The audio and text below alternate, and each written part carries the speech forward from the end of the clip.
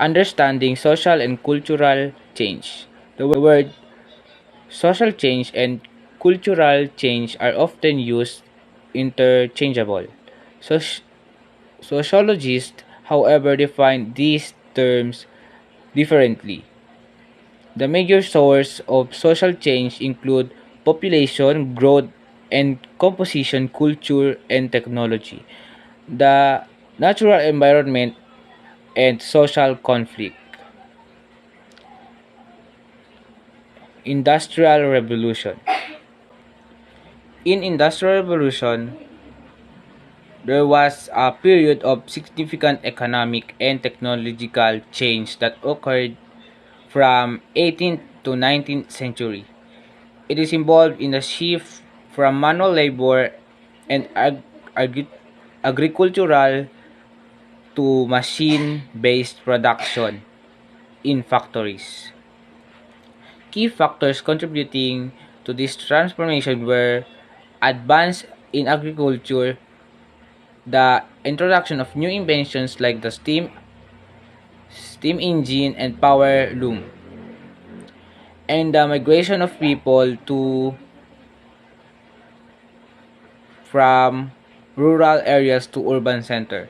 The Industrial Revolution originated in Great Britain and later spread to other parts of the world. Revolu- Revolutionizing industry and paving the way for the modern industrial societies. Globalization, technology, and demographic shifts. William Osborne believed that technology is the primary factor that brings about social change. The digital age ushered in a technological revolution that changed the way people acquire information, communicate, and share experiences. Social and online platforms, 24-hour news channels, laptops, and cell phones have enabled people to have easier and broader access to information and media, thereby revolutionizing information exchange. Globalization and demographic shifts are interrelated phenomena that influence and shape each other. Globalization, driven by advancements in technology and trade, has led to increased migration, cultural diversity, and changes in family structures. These demographic shifts, in turn, have implications for globalization by influencing labor markets, economic patterns, and social dynamics. For example, migration driven by globalization contributes to cultural diversity while changing fertility rates and aging populations impact workforce demographics and market demands. Understanding the relationship between globalization and demographic shifts is crucial for addressing the challenges and opportunities they present in areas such as economy, society, and policy making. Advent of new technologies have improved communication and information sharing. Globalization driven by the technological adva- advancement in transportation and communication has been a key driver of social transportation and communication has been a key driver of social change since the 1990s. Increased interconnectedness in economic, financial, and political relation worldwide has resulted in the transformation of the local, national, and global context.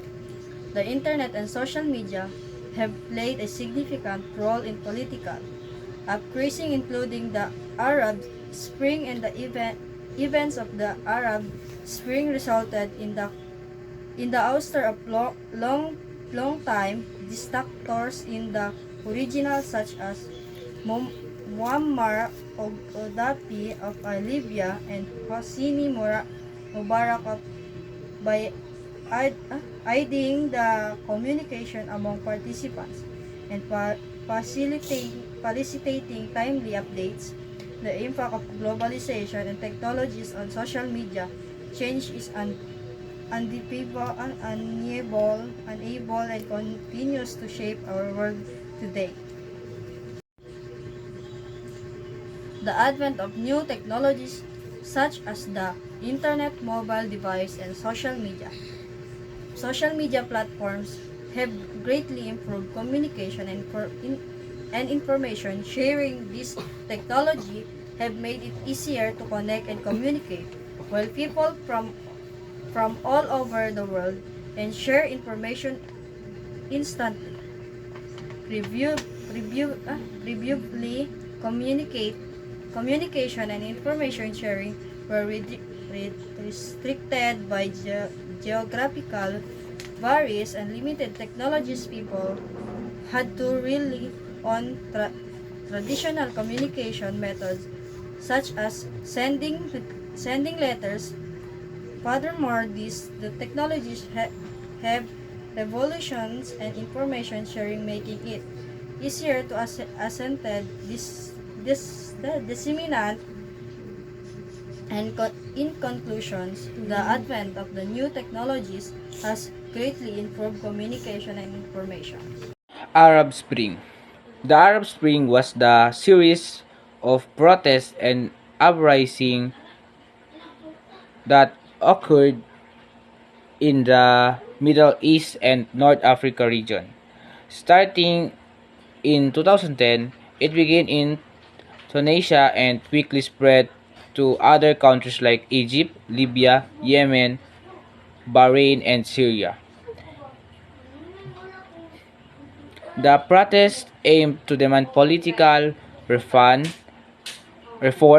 social justice, and an end to authoritarian rule.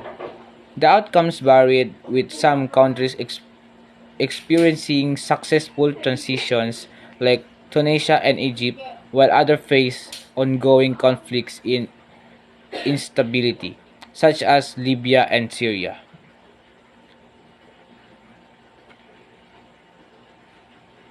The Arab Spring had a significant impact on the region, revealing widespread desires for change and exposing underlying tensions and power struggles.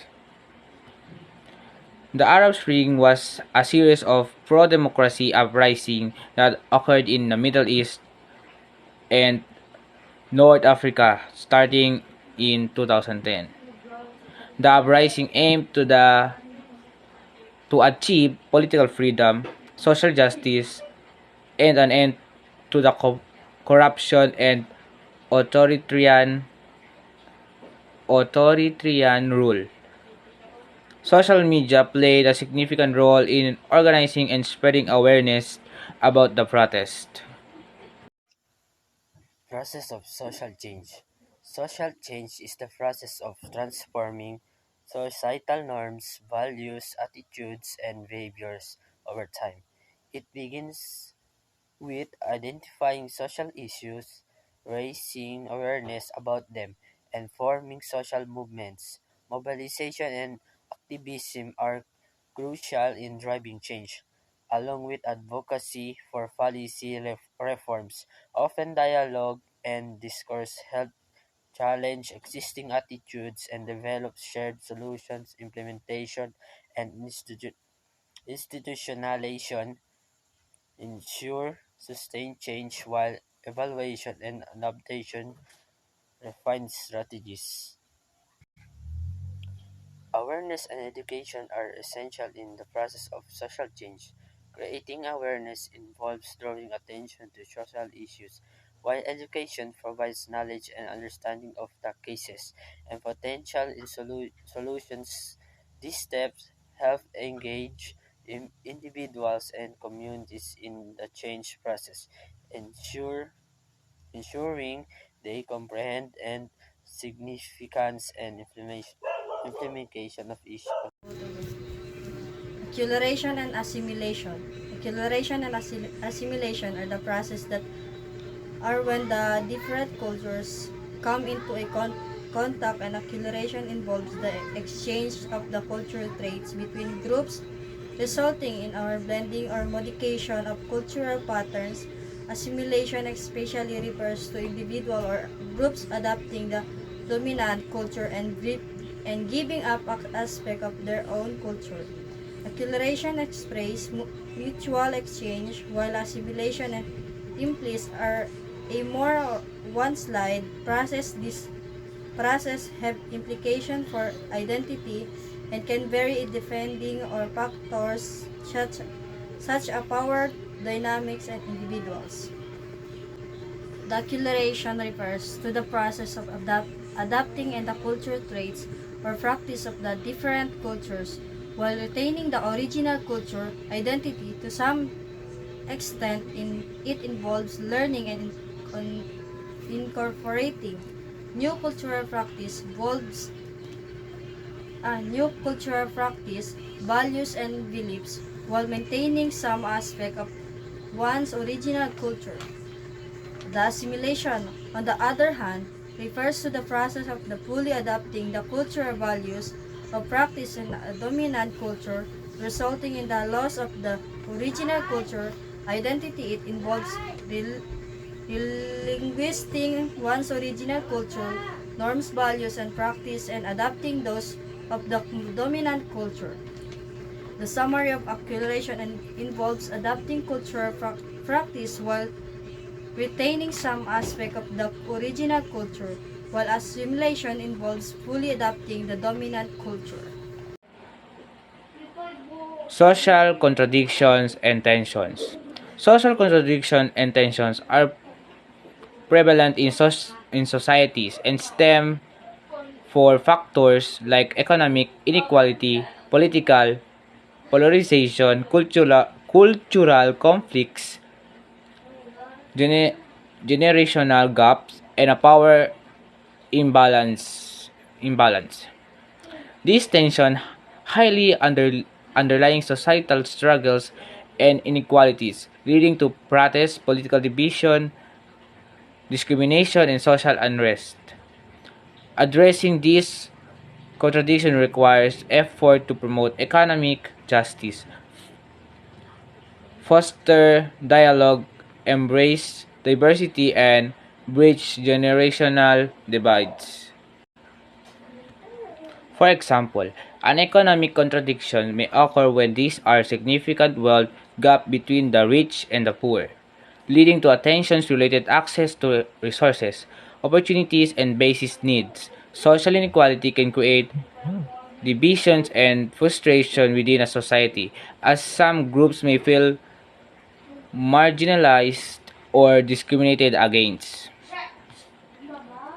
These social contradictions and tensions are naturally in any society and can serve as catal- catalyst for social change and progress. However, if they are not addressed or managed properly, they can escalate into deeper divisions and social conflicts.